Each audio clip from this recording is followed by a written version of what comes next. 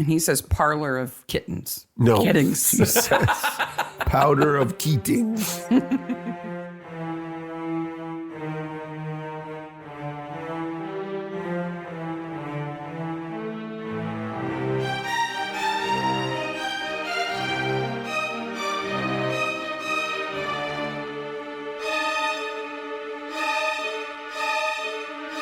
Hey, Maniacs. Hey, Maniacs. Welcome to Mystery Maniacs. Hey, we did it. Mystery Maniacs is a recap comedy podcast dedicated to British mystery TV. Each week, we dig into an episode of a show, including the murders, the mayhem, the loonies, and everything else we love.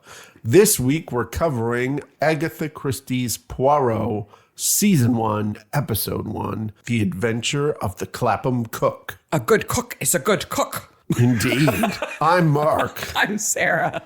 And we're the Mystery Maniacs. Okay, a couple of things to begin. First of all, if you're Midsummer Maniacs and you're joining us here, thank you for continuing. Yay! And if you're new people, thank you for finding us. Hey! You should know, though, if you're new, that we did, I don't know, 10 million episodes of Midsummer Murders prior to this. 132 episodes of Midsummer Murders. It felt like 10 million. And then we suddenly ran out. So we have to be global experts on Midsummer Murders. we do. We have to be. Like if there was a in Mastermind, I would choose Midsummer. Yeah.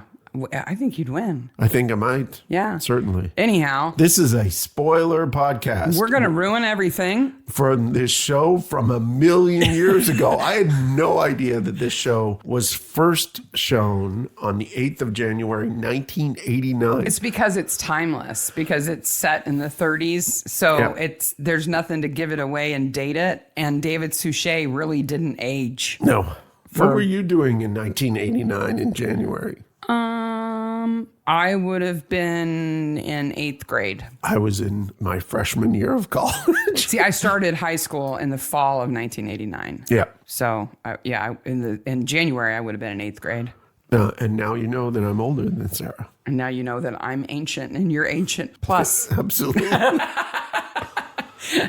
The bottom line is, though, if you're new, you may hear some references to Midsummer because, like, a lot of these people have been in Midsummer. It's a game that we play when we watch anything that isn't. We go, Midsummer, Midsummer. How long when you see somebody on screen. Sandman last night? Oh, like 30 seconds. We're like, Midsummer. I said Midsummer. So. And you'll hear funny references like... I said it out. I have to admit, when I went to see Batman with my friend Joshua, I said it out loud. In the theater? In the theater. Oh my gosh, you're the worst. I'm such a nerd. But you're going to hear stuff like, for example, when we talk about the actor Danny Webb, who plays the luggage porter in the Clapham Cook. So good. He was in a couple of Midsummers, and in one of them, he's an airline safety accident inspector and talks about tits in a tree. And so we just now call Danny Webb Tits in a Tree. Yep. Danny Webb is Tits in a Tree. So if you don't get the references, go watch Midsummer. Hello? Why haven't you watched it already? Just as a warning, we also use the show as a guide to what we talk about and the level we talk about it. We're not sweary McSwearersons or anything like that. We're not using crude language. But if the show talks about crude stuff, we're going to talk about it too. If your kids can handle white slavers, then they can handle Mystery Maniacs.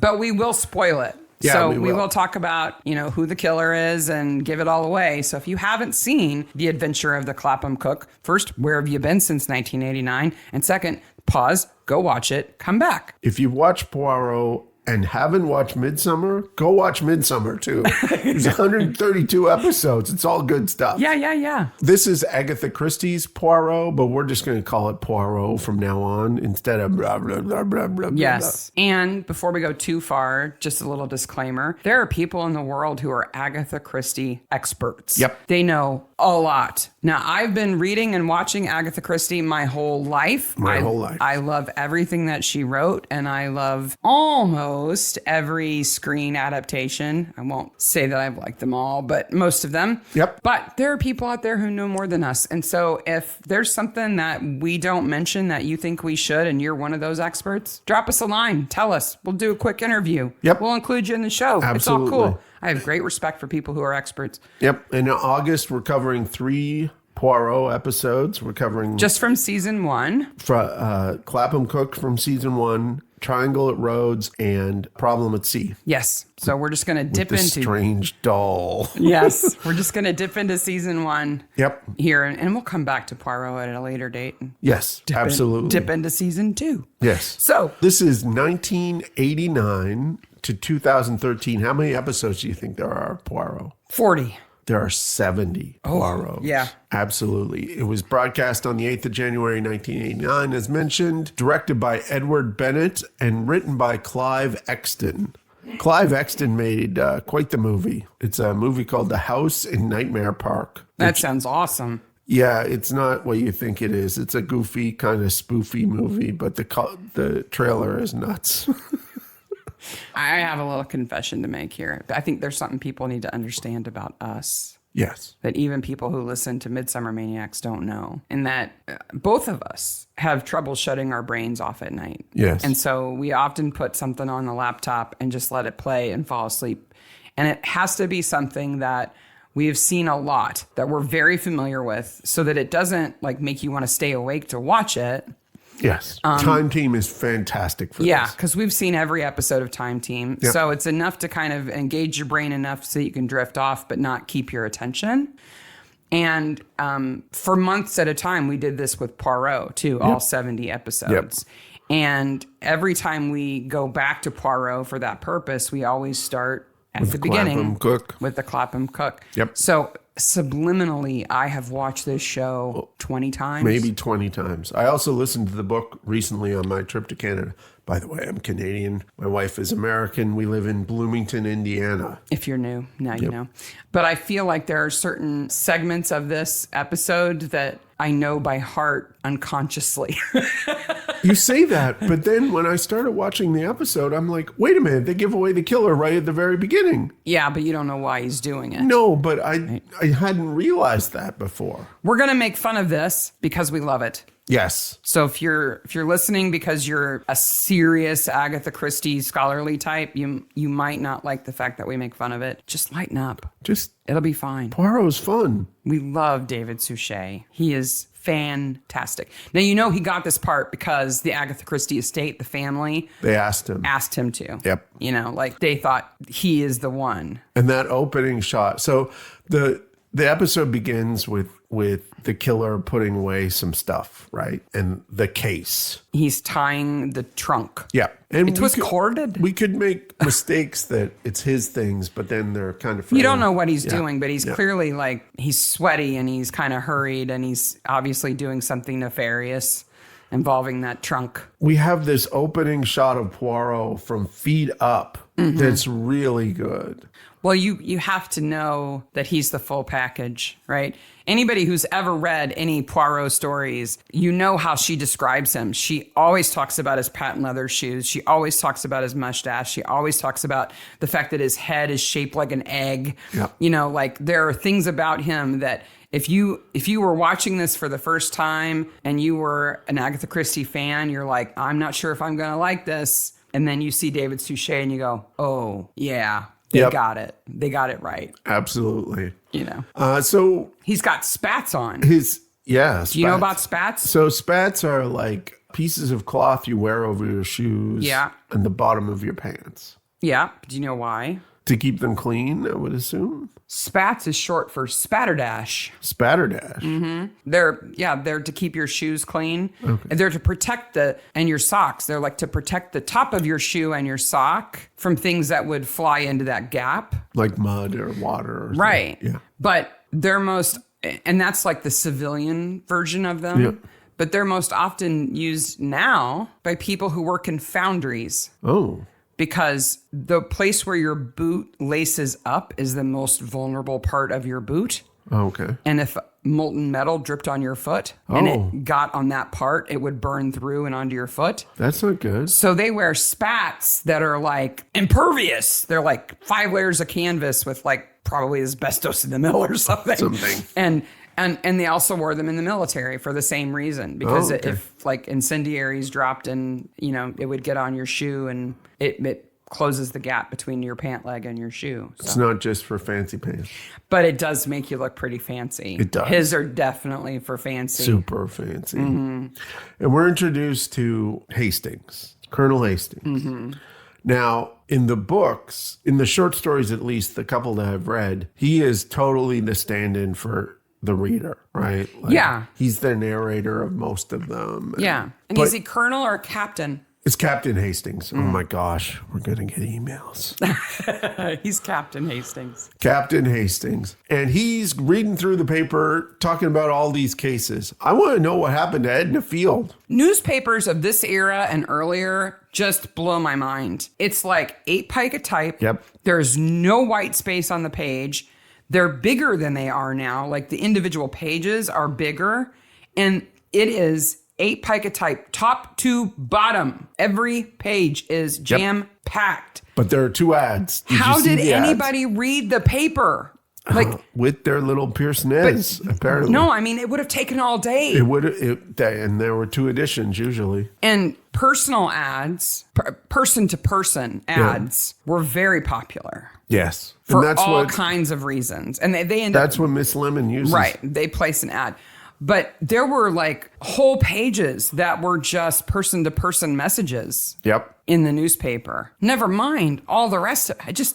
It blows me away how much content was in the paper back then compared to an average paper now. Yeah. You just, if you actually read all of it, you'd be done right when the next paper came. Yes, pretty much. Like it'd be a full-time job. Pretty much. Reading the newspaper. That's a thing we do, by the way. If we are referring to a picture or a video or things like that, we'll put it in the show notes so you can go to those show notes and find those. And every episode that we put out, we list where the show notes are also.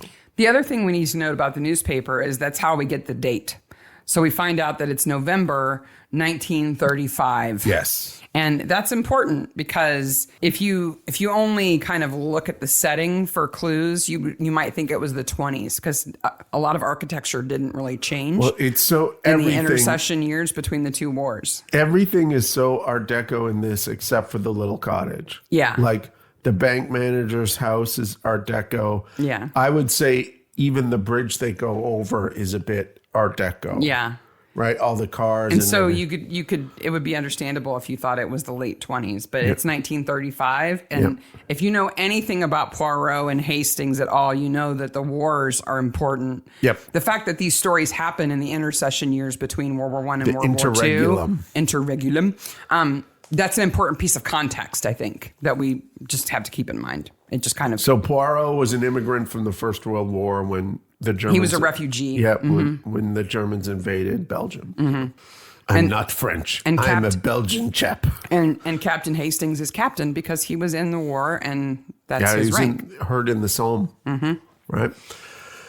But Poirot has bigger plans. How many different Poirot stories start with him suffering from case ennui? Yes. The little gray cells are suffering. Yep. He none of these cases are interesting to him. He's more interested in his powder of Keating. He says he has to trim his mustache.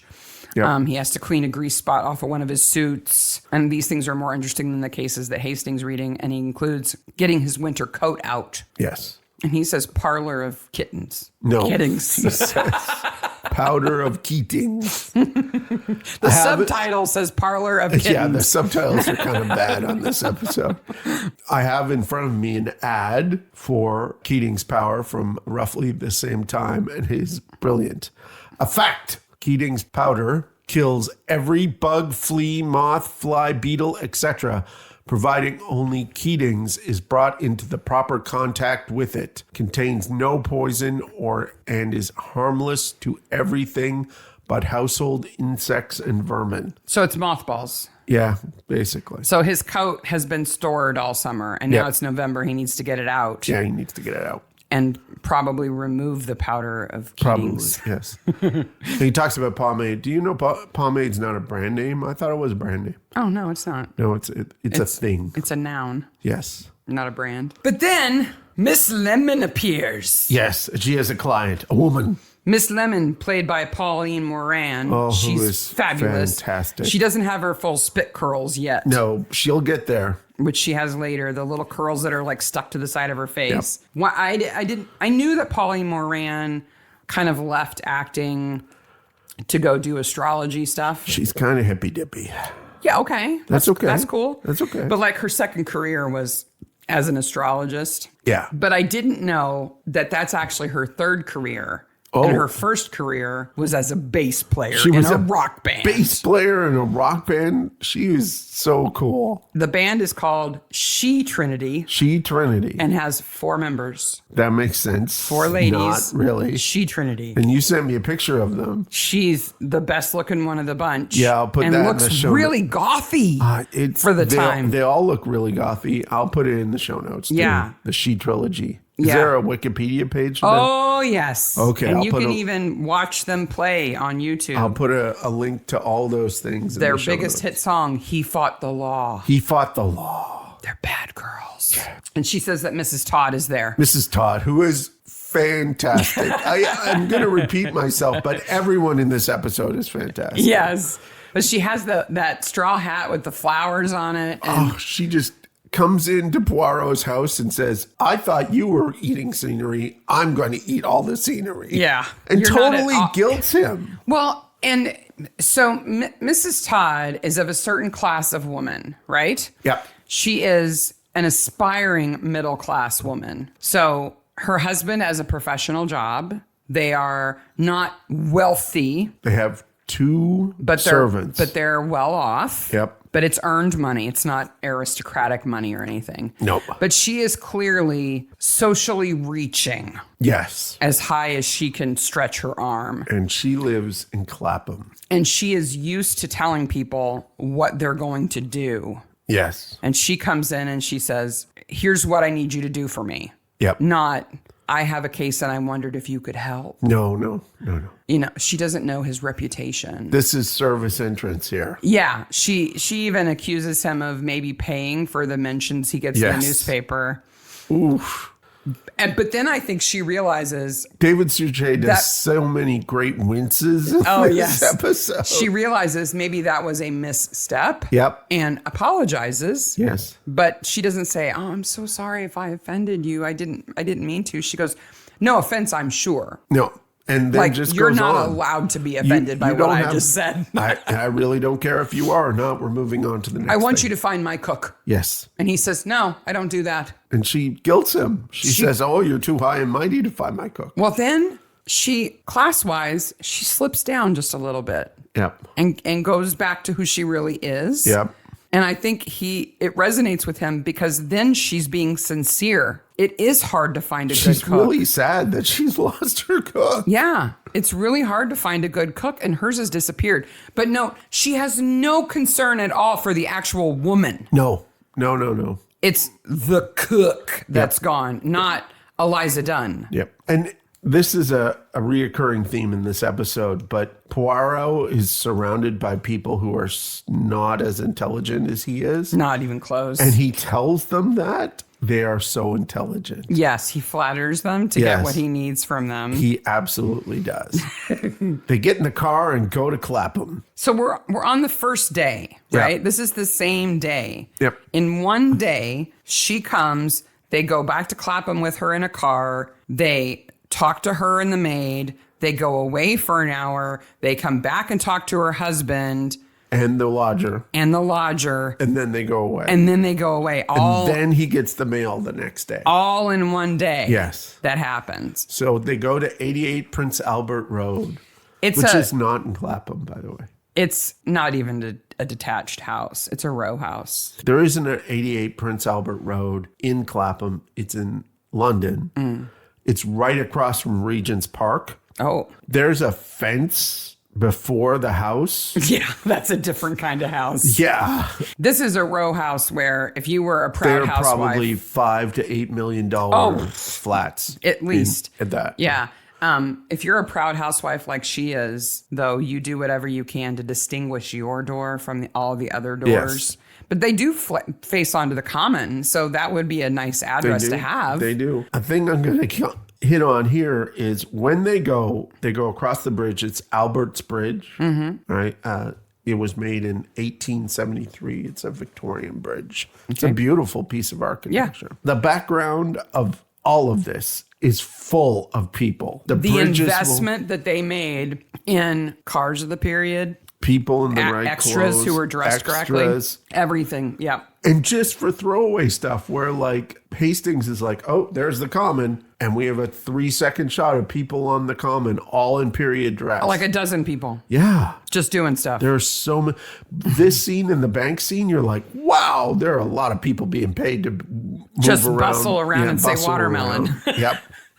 We haven't talked about Hastings very much. His wardrobe. I have a soft spot for his sweater vest. Yes. It seems like every man in England at this time had a Fair Isle sweater vest. Yes. They're beautiful. All the guys in All Creatures Great and Small have them. Yeah. Hastings has I mean, anything, during that time, they all have these beautiful Fair Isle sweater vests. And I knit, so I know how hard that is to do. It's like 3 pieces of wool at the same time. No, actually, the definition of Fair Isle is only ever 2 colors in a single row of knitting. Okay. But you change colors so often that they're called motifs, right? So it has lots of different motifs, little horizontal bands that are different patterns, but you'll see the same colors kind of repeat here and there, but you're only ever using 2 colors at once, even though it might have a dozen colors in it. Did you notice the stained glass at the door? Yes. Yeah, it's very nice. It's beautiful. They're absolutely upwardly mobile. Yes. He works in a bank, So let's talk to Annie. Oh, Annie is my favorite. She is fantastic. She's played by Katie Murphy, and if you like Midsummer, you remember her as Helen in A Tale of Two Hamlets. Yes. But what she does with her teeth is just Oscar-worthy. How Hastings and Suchet didn't... Oh my God, they must have cracked up constantly. They must have cracked up constantly. So Annie is a maid of all work, a parlor maid, which means that she is responsible for everything that isn't cooking. Yeah. She does the laundry, she cleans the house, and she is to be not seen as possible, right? So the kitchen, the room where she's in, is basically the basement. The fact that it has its own back door that actually leads to an outside is like, that's kind of a nice thing. And Mrs. Todd's a little like, I don't know if you should talk to her alone. She's afraid of what she's going to say about her, which is another upwardly mobile middle class thing. Yes. That we have servants she probably didn't grow up with servants, Mrs. Todd. No. And so now that she has them, there are other women in her house and they might talk bad about her. Yes. But the fact that she even cares about that means she's not really upper class, because upper class women wouldn't have cared. But Annie is And so precious. Annie has a theory that with the use of stewed peaches. They say, well, what's the last thing she said to you? Well, she said if there was any stewed peaches left over from the dining room, we would have them for dinner with a bit of bacon and some fried potatoes. Yes. Notice I said that without looking at my notes, because it's one of those lines that I just remember. Because when she says it, she kind of licks her lips a little bit and bites her lip. Yep. And that sounded really good. Stewed peaches. I think she's been doing the cooking too since for a few days, gone. which is probably a struggle for her. Probably a struggle. Mrs. Todd's in the other room reading. Maybe they lured her away with the stewed peaches. Yes. White slavers. Did you notice the door was open? Yeah. Mrs. Todd left the door open. She's standing nearby. She's sitting in the other room and she's reading Home and Garden. Oh, no. She runs to sit down and pretend to be reading, because she's actually listening the whole time. Yeah. But this is the first time we get a little hint of Hastings is stupid. Yes. Hastings isn't always stupid. But in this episode, we are set up for the World Poirot and told Hastings is an idiot. Well, okay. Hastings, it is a young lady speaking. And Hastings has a problem with but not this. his type. Not his type, But she thinks that Eliza might have been taken by white slavers, right? Yes. But then she says, but she sent for her things in her trunk. Yes. And Poirot says, would white slavers have sent for her things? Like that makes that not possible, right? And she's like, well, she would have wanted her things. Yes. Wife slavers or not, she would have wanted her things. Even in foreign climes. And then Hastings like, oh, good point. He does a lot of furrowing his brow and nodding like, that's true. Like, no, it's not true, Hastings, you idiot. Stop. Hastings believes everything he's told. The train scene later, when he figures it all out, is like a light bulb above his head. Like, eureka! Hastings had a thought. You hear the clicking of the clockwork. And the smoke comes out of his ears. He's like, ha-ha! Yeah, but so Mrs. Todd was listening in because, she's paranoid. And then you find out they have a paying guest, which is another sign that they are not as wealthy as they could be. Yes, right? But I want to go back to the magazine that she's reading. Oh, yeah. Home and Garden. It's not Better Home and Garden. No. Better Home and Garden is the American version. Yes. Of Home and Garden. What, guts do they have to be like, we're better homes and gardens? Yeah. Because the magazine started in 1919. It would have been extremely popular at this time. It is still going on. You can still get Home and Gardens in England. But again, it's indicative of the time that Mrs. Todd is reading it because she is of the class who is allowed to care about her home, even though she doesn't do any of the work. Yep. And now I'm going to tell you, this is what we mean by maniac. I looked at a decade of Better Home, of Home and Garden magazine covers. You're not a maniac. You know what? What? I got a whole box of them. You got a whole box of those? Of those magazines. I looked from the 1920s. They're in the next room. I looked at a decade of covers, and that issue does not appear in the 30s. Oh, you're a nerd. Oh my God, you're dedicated.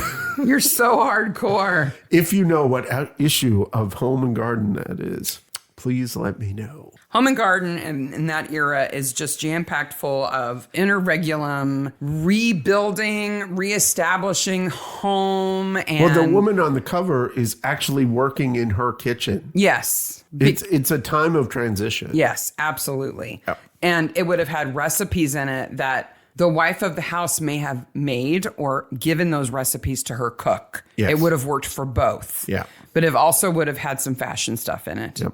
And it would have had some advice stuff in it and some travel stuff in it. Poirot and Hastings talk to the lodger and the husband. The lodger actually does a really good job of playing dumb here. Not just dumb. He's delighted. Yeah. I know exactly who you are. Yep. And you can come in my room and you got nothing on me. Nothing. He knows he's scot-free. Man, Poirot gets close to his face. Oh, man, like right up in the face. And that's where he notices. It's almost like, yep, I smell it on you. Yep. Because he's got... See, Poirot knows then that he's the dude. He knows at least that he's up to something. Yep. He knows that he's done something nefarious because he's got gum arabic in his sideburns, which we would call spirit gum probably now. So they go home, they have a sleep, and they get the mail. Oh, no, wait. You can't skip over Mr. Todd, the jerk face, not offering them a drink. Mr. Todd, well, they're servants. He is of the same bucket as Mrs. Todd, but worse. Yeah, because he knows who Poirot is. Yeah. He just has no time for any of this. He is so self-important in his morning coat. He only gets a name, Mr. Todd, though. He doesn't even get a first name. He should just be Mr. Jerk. Yep, Mr. Jerk. Their faces, when he puts the stopper back in and sets the bottle back down, Hastings looks like he just killed a kitten. Yeah. But then, I don't know, it's kind of heavy-handed of the writers to later go, well, he didn't have to offer us, he didn't offer us a drink. Like, they didn't need we that knew line. that. You didn't need to say it. We knew it. Line. We saw it. They get the letter the next day. Poirot is being dismissed. Yes. Did you notice that the letter from Mr. Todd is in third person? Yes. Except for the sentence in the middle? Yes. It's a weird letter. Again, I think it's aspiring to be kind of very upper class, referring to themselves in third person. But in the middle, he can't help but say me. Well, in the show, it comes from her. And in the... No. It's from him. Okay. Because in the story, it's from her then. Oh. It's opposite. Because in this, it's from him. He's writing on their behalf. And he's signed the one getting only check. Yes. So a guinea, if you don't know. Like Poirot was going to try to catch it for more. Yes.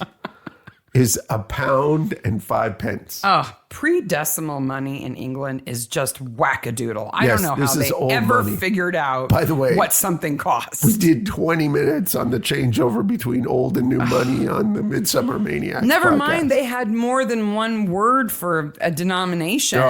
Like we call $1 $1, maybe, but like that's it. Yep. They had slang for every denomination. So it's £1 and 5 pence. Yep. In 1935, if you translate that to modern money, it's about 79 pounds. Today. Yeah. Wow. 80 pounds. What a slap in the face. Poirot, see ya later. 46 times. No. He is so mad. He's so incredibly mad. And Hastings is like, I'm going to the racetrack. If they had just written and said, we don't need your help after all, he would have been like, fine, whatever. Yeah. But the fact that they paid him so little, he's like, oh no, I'm finding her now. Yeah. You can't stop me. I'll use my own money. I don't care. Yep. His face, his eyes go, like he's just like so angry. And Hastings and Miss Lemon are like standing behind him, holding the letter going, oh my God, is he going to blow up? Like, he's really mad. What's going to happen? So he starts giving everybody jobs and... Hastings wants to go to the racetrack and he's like, no, I have a job for you. And it hit me this time watching it. This is why I'm never sure in the show whether Hastings works for Poirot or not. Like, I don't know. It might be explained in the books. Somebody can let us know. But in my memory, there are times when he is and times when he's not. But most often, he's just his companion. Yeah, like he's just his best friend. The impression we get is that he's just his companion and he enjoys doing these things. And he doesn't need to have a full-time job working because he's got enough money. He's got a pension. He's got a pension or whatever. Yeah. But he's not getting off the hook to go do what he wants. But also, we know from other episodes that Hastings comes from money because he knows people with money. His pension wouldn't be enough to live on. No. Not enough to buy an Italian sports car later and everything else he does. Definitely knows some Until he loses all of his money in his cow ranch in Brazil. No, we'll get there. They go to the bank. Okay. They go to the bank. He talks to the bank manager. I'm like, okay, well, there's some Art Deco stuff in the background. It's beautiful and everything. And then they come out of the bank. And I'm going to go to Greenland here, okay? Before you go to Greenland, can we talk about inside the bank real quick? Okay. No, inside the bank manager's office or inside the bank? Inside the bank. Okay, because what I want to talk about is inside the bank. So they come out of the manager's office. Yeah, and they're on like that balcony. They're on that balcony. There are 4 lights on the floor shooting up to create shadows. Yes. So the columns look imposing over them and everything. None of those lights are actually there in terms of daily use. They're not practical lights. They do a super job to make that look beautiful. And then they draw back and flip the camera down to see another room full of extras. Yeah, the level below of the actual operating bank. It may be my favorite shot in all of Poirot. Wow. It's super good. There's a lot of bustle going on down there. Yep. How did banks actually operate before computers? So this is probably before you, but I remember getting a check from my parents and having to take it to the bank with my bank book and them writing all the information in the bank book based on ledgers that they had. So you go into this bank. Yep. Right? This is what's it called? I love the name of the bank. The Belgravia and Overseas Bank. Yes. You go in and you would like to withdraw some money from your account. Yes. And they say, what is your name? And you say, Mark Bell. And they go to the back and they get the B book. B book, usually. And bring it up to the teller window and flip through it until they find your page. Yes. And see how much money you have. Yes. And then they give you some and then they note it on the page. Yes. That you've taken out 20 pounds. That's how it works. And then they put the book back. Yes. And then they come back to the window and say, oh, Mrs. Bugaboo, you're here. Let me go get the B book. I'll be right back. And they go and get it again, right? I've seen that exact thing happen. And so if 2 tellers have customers whose names begin with the same letters, one of them has to wait for the other one to be done with the book. Yes. And if that book gets lost, everything's gone. You have no money anywhere. There was so much trust implicit in that operation. Yeah. in the past. Yeah, because I can only assume that there were times when if they knew you, if you were a regular customer of the bank, they would jot down the transaction and record it later. I know for me that when I was very young, I was probably 7 or 8. It might have been Star Trek. Somebody said computers are very good at one thing, and that's counting, which is what they are. Right. Right. And so everything I saw where there was counting, I was like, that'll be replaced by computer. I was that kid, by the way. So we're shocked. We're all really surprised by that. Well, that you were that kind of when we got to online banking and ATMs, I was like, duh. Yeah. But so what's been stolen from this bank are bearer bonds. Yes. And bearer bonds are basically cash. They're like cash. Whoever bears them owns them. They're not like a check. They're not made out to a person. No. Whoever physically holds them can cash them for money. 90,000, which it is an incredible amount of money. Yep, absolutely. Like big money. Then we get to see Jap. Jap. He looks so young. He does. I love Jap so much. And I always forget that in the early episodes, they don't get along. That they kind of compete more than later. It's not that they don't get along. But later, they're like buddies. And Jap is fine with Poirot helping and turns to him for help. But early on, it's kind of... they're confrontational. They compete because Poirot is a PI and he's stepping on Jap's turf, right? I really want that Reuters ticker tape machine really bad. That Poirot pretends to look at. Yes, the Poirot pretends to look like. So there's another version of The Adventure of the Clapham Cook. Oh. That is a Japanese anime version. And this is important at this point. It's called Agatha Christie's Great Detectives Poirot and Marple. Okay. And the way they present it there, they call it the disappearing cook. Okay. And Poirot solves the mystery with the help of Miss Marple's niece. Oh. But in that series, the anime series, Jap's name is changed to Inspector Sharp. Oh. And I'm sure you can imagine why. Yes. Because in Japan... maybe Jap's not the best the best name. Yeah. It's kind of a slur. Yeah. So he's Sharp. It's kind of... not as like it is a slur, but it's got two P's. Yeah, it's two P's. I don't think Christie meant anything by it. No. Right, but they had to change his name, and I completely understand why. Yes, like that makes perfect sense. I just thought that was interesting. Another thing on names, real quickly, Annie. Agatha Christie had something about that name. Okay, because Annie is used for a maid in The Mysterious Affair at Styles, The Murder of Roger Ackroyd, Dumb Witness, and The Adventure of the Clapham Cook, and The Underdog. In 5 different stories, there is a maid called Annie. Wow. Now, did you look... Okay, this is the nerds we are.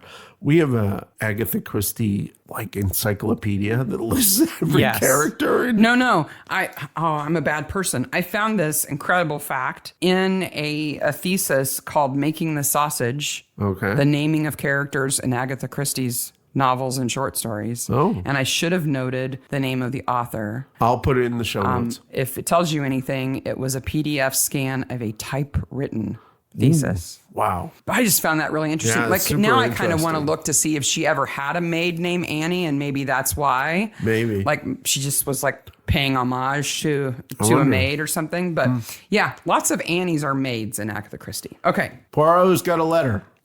Simpson says to Jap that Davis, the banker who is being accused of stealing the money, has never been abroad. Yes. And I have a problem with that. Okay. Because if Simpson is 28, like they estimate him to be, though he's not really, the actor is like, 40 something. Yeah. But if he's actually in his late 20s in 1935, he would have been 16 when World War I broke out. Oh, so he probably... And he would have been old enough to go to the later years of World War I. And so I can only assume that Davis would have been too. Yeah. So they definitely would have been abroad at some point. I think so. So, I mean, he's lying, instead obviously. of Broadstairs. And when we see Davis, he's got grayer hair. Yeah. So he's probably older. So yeah, he's definitely been abroad. Yeah. Anyway, you know where Broadstairs is? Yeah, it's on the East Coast. Yeah. Yep, I looked it up. They get a letter from the cook. Yes, because she's seen the classified ad. Yep. And then Poirot has to go in the country. Oh, yes. No. He hates the horror of the country. He hates the countryside. Oh my gosh, I love that whole part. He's a desert, a wasteland. You only have to think they get off the train and then they just have to walk through the countryside to get there. Like there's no road. I'm like, why didn't they call? Yeah. She wouldn't have had a phone. No, I don't think she would have had a phone. Not where she is. They're a little furry thing. And all of the extras, the ramblers in their shorts. Oh my gosh, they're fantastic. Mom, I got a part. I'm a hiker on a Poirot. Yeah. And then the guy keeping the sheep who has to make them walk across in front of Hastings and Poirot. I love where he goes, the good air of the town. Yes. I miss the good air of the town. How long would it take them on the train to get from London to Keswick in the Lake District? 3 hours. 4.5 hours. It's quite a thing. Yeah, that's a train journey. Yep. And that would have cost him a little bit. And she tells them a story about Mr. Cratchit. I have a problem with this story. Okay. She was the cook in that house. Yep. Where Simpson was a paying guest. Yes. He would have eaten in their dining room with them. Yes. That's part of being a paying guest. Yes. And she would have served. Yes. Not Annie. Yep. She would have served. She would have known his face. And I don't care if he puts on a fake beard and curls his hair, which he clearly curled his hair. Yeah. How did he what even was do up that? with the curling? She's sitting right across the table from him. She would have recognized him. She would have said, don't I know you from somewhere? Yeah. And it's a really bad Australian accent. Yeah, it is. But like, he's not changed his appearance so profoundly. Like his hair is still the same color. No. And she's not stupid. He's kind of crocodiling Dundee in it. It's like, oi, I put the legacy on the Bobby. Like, yeah, it's really bad. Yeah. But I feel so bad for her when he says the only thing is you can't be in domestic service. Her eyes well up. And then he has to like hint like 3 times about the solution to it. She's not getting it. She's a really good actress. That's Frida Dowie. Yeah. She was in A Midsummer. She was in The Animal Within. She's just a really good actress. And she does a great job of portraying a character who is in service, but who has dreams. Yes. When they come to her house, she's so happy. She's so excited to let them in. Yep. And she doesn't like snap at him when he says, I'm sure your mistress won't mind if you let us in. She doesn't go like, I don't have a mistress. She's just like, I don't have one. She's giggling to herself because of her fortune. And I feel so bad that off screen, she's finding out that place is just rented and it's not hers. Yeah, and she probably has to give all the money back that he gave her. Yeah, and ask for her job back. Yep. And you think Mrs. Todd's not going to lord that over her? I hope Mrs. Call Todd her doesn't. stupid for falling for it and everything else. And Annie's going to be like, how were the white slavers? Were they nice to you? Did they give you stewed peaches? 127 Wentworth Road in, they say, Melbourne. There's no address of that in Melbourne. Of course you looked. But there is in Sydney. Oh, so it's quasi-true. Yeah. That house in Sydney, I don't know what's going on with the Sydney housing prices. If you live in Sydney, could you please explain to us? $1.86 million Australian dollars for that house. Mm-hmm. It is 2 bedrooms, maybe. Wow. Maybe. What's the currency exchange like with the Australian dollar? It would be 1.3 million. Wow. Yeah. I don't know what's going on with the housing market in Australia. And like, is it on the beach or something? No. Way far away from the beach. Shazam. Yeah. The Salvation Army makes what reference. What is up with those 2 Salvation Army people? They make reference to Psalm 118, verse 22. He's talking about the stone and the brick and the stone. The stone which the builders rejected has become the chief cornerstone. What does that mean? I don't know. I didn't read the rest of the psalm. What the heck are they doing in the restaurant begging for money? That would not fly now. It's all over the place. You don't collect for charity inside somebody's business. No. Going table to table with your little box shaking it. Those 2 are up to something. So Poirot figures it out. I'm suspicious of the Salvation Army people. He tries to phone Simpson, not Davis. Tell Jap. in front of the big sign that says Carlisle. Yeah. Okay. Guess what station they're at? Yeah. Lots of smoke. You talk about lighting in the bank. The lighting in the train is amazing. Yeah. Poirot is sitting there, leaned back against the seat. The little gray cells are working. He has his boutonniere on from the Countess. I noticed it. He always has that on. Yeah. The little silver vase with lavender flowers in it. And we'll see why he gets where that. he gets that later. Yeah. But he is like a Buddha sitting there. Yes. And absolutely. Hastings is across from him like, my brain just doesn't compute. I don't know what's going on. So they show up at the house in Clapham and there's cops everywhere. Yeah. Mrs. Todd is so angry. She's so angry. There's cops in my house. Her lower class self lets her lean out the window and scold him, which she would not do if she was thinking about the neighbors. No. And of course, they don't find anything. Nope. Because he's long gone. He's long gone. And he's sent the trunk to Glasgow. Yes. And we find that out by a little gift that is Danny Webb. Tits in a tree. Wow. Mr. Sarcastic Luggage Porter. He may be the smartest person in the episode, and he gives Poirot bad information. I love that they're like, and did you do that? And he's like, no, they just pay me big bucks to stand around and not do what they ask me to do. Like, it's such good writing. That character in the story just gives up the information. Just that's it. Danny Webb just was like, I'm going to change this. I'm sure they had him on set and they're like, this guy's too good to just waste on one line. But did you see Poirot, the cops searching the station? Yeah. They're like, oh, is it this bag? Is it this wicker box? You're supposed to look for a cave. A big black trunk, tin trunk. Is it this basket of pigeons? Is that it? But in the scene with Danny Webb with the porter, Poirot practically has to hold Hastings back. Like, Hastings is gonna so beat him up. I know. He's like, look, you little sarcastic jerk face. He's gonna smack him. He's like got his little teapot and he's just drinking his tea. He's totally a punk. That's what he is. He's totally a punk. I love that he gets to work behind a window that has a little bell that you ring. Like, he totally ignores everybody all the time until that bell rings. And he's like, oh, I got to put my hat on. Got to pay attention. I love that he has a hat that says Porter and his character is not named. It's just Porter. Mm-hmm. I was like, I wonder how many characters have had clothes on that have their name on their character name on it. But he says that when Simpson, well, he doesn't know that it's Simpson, but when he came to claim the trunk, he had it forwarded on to Glasgow and he paid him and he had a huge wad of cash, some of which was from Bolivia. Yeah. That's the wrong clue, right? Because they're actually boulevards from Venezuela. Bolivia. Yeah. I love how he delivers that line. This episode, like so many Poirots, is just full of little gem scenes. Yeah, he's absolutely fantastic. Bolivia is a landlocked country, Hastings. There are no boats to Bolivia. There are no boats to Bolivia. It's like catching a steamer to Ohio. Yep. Like, you just can't do it. So they go to find the boat to Caracas. Mm-hmm. But it's discontinued. Yes.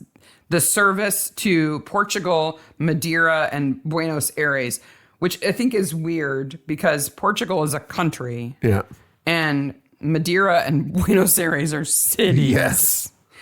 But it's been discontinued. Now, do you have any theories of why? It's 1935 in November. I'm assuming there's some political upheaval. Potentially. Yes. So just to kind of situate us, right? In 1933, Hitler became the leader of Germany and established his party. And in 1935, the Germans declared that people with any amount of Jewish blood could not vote, could not be citizens, could not own businesses. Yeah. And that was in November of 1935. But it is just on the precipice of Mussolini starting to get really obnoxious in Italy. Like a year later, he coins the term Axis. Yeah. In November of 36. Yeah. So in 35, I think, and again, if somebody knows better, please tell us. But I think because Italy is in turmoil and already aligning with Germany, that maybe sailing to Portugal might be a little is dangerous. Not necessarily safe. Yeah. Right? Because you got to go kind of through, you got to go around Italy. See that. Yeah. And maybe it could be a completely other reason. A plot point. It could be nothing else. Yeah. But it seems like kind of the wrong direction too. Like, why would you go to Portugal and then Buenos Aires? Yeah. More direct route, maybe? Yeah. I don't know. I would think so. But talk about extras. The boat that's there, the big ship that's there, that we can hardly see because it's night, right? Yep. You really only see the lights. It has extras that are dressed up on it, but it's not going anywhere. No, the extras are on the dock waving like flags and noisemakers at the ship because it's leaving. But it's dark. Like, who's going to see them like cheering for the boat to leave? Like, yay! So they have a good trip, whatever. They realize they have the wrong boat, and it's Bolivar, which is the Venezuelan currency, not Bolivia. And Poirot kind of runs, He shuffles fast. He shuffles fast. You have to remember, his shoes are always too tight. Yep. That's a Poirot thing.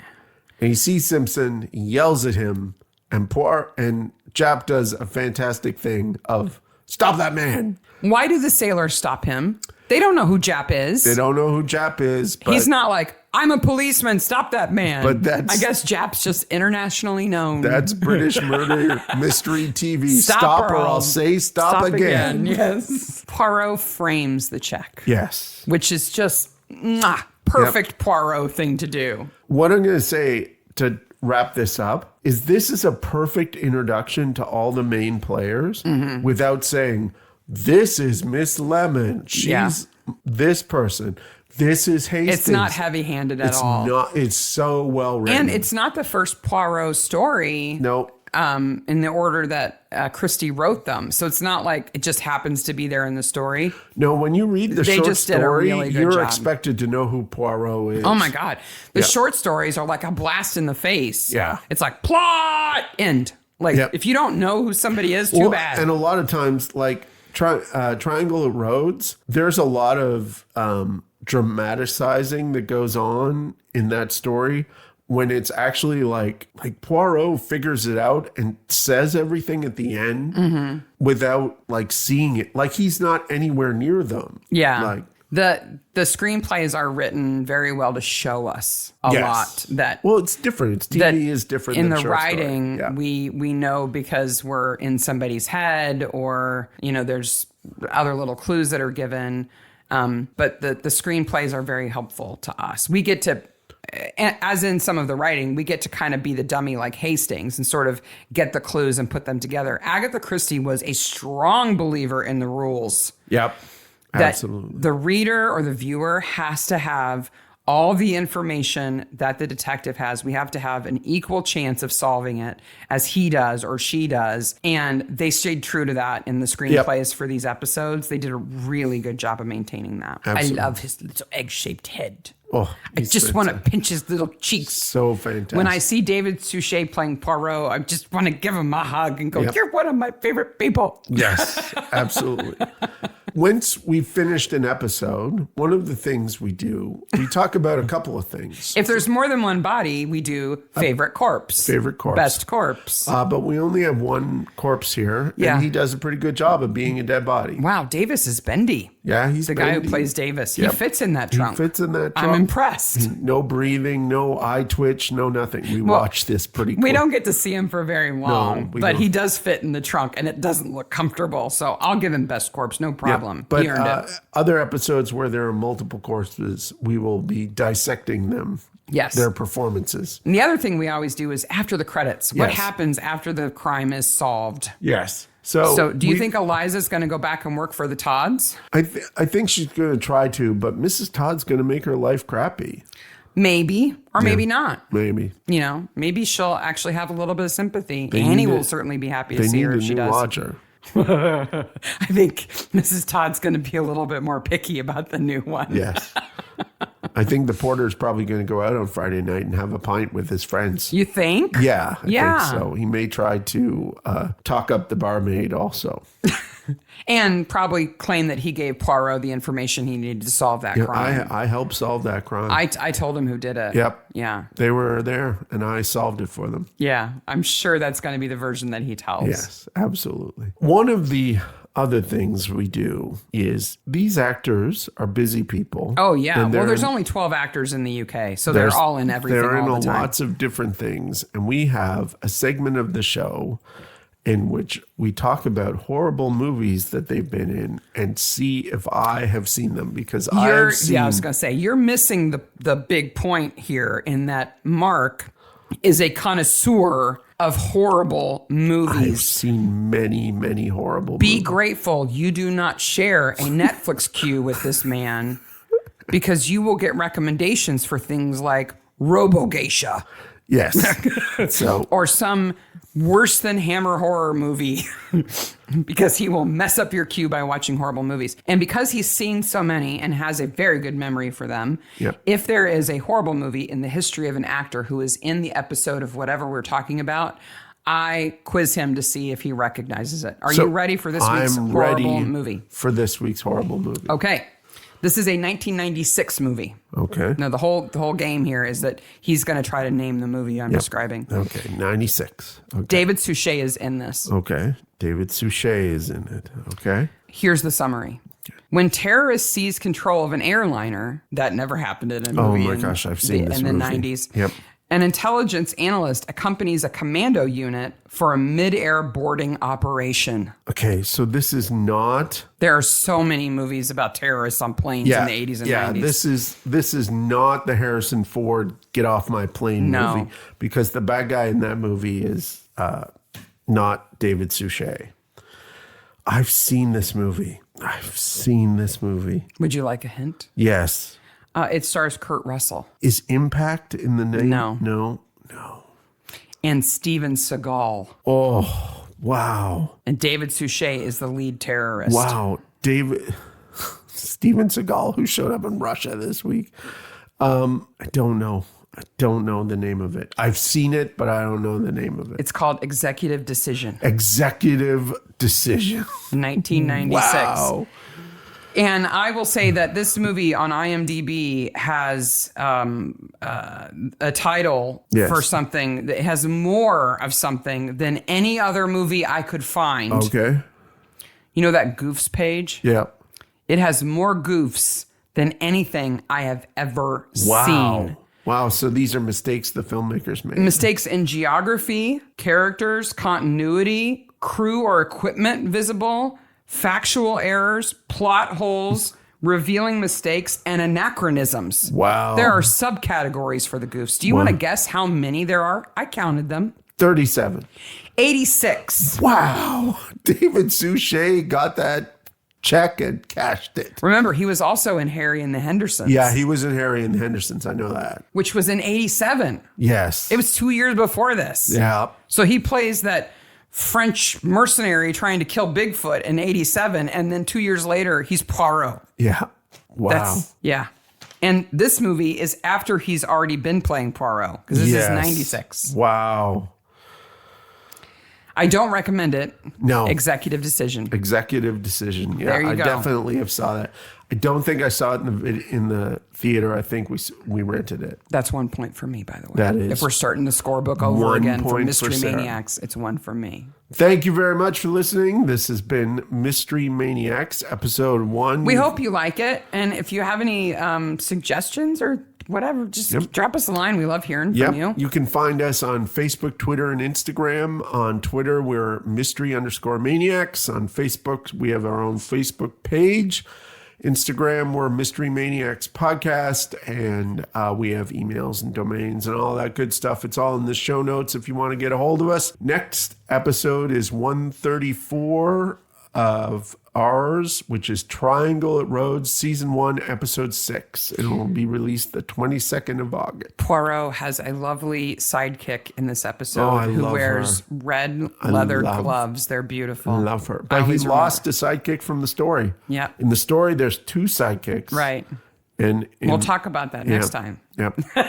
We will talk about Hold that fact. Yes. All right. Until next time. Bye, Maniacs. Bye, Maniacs.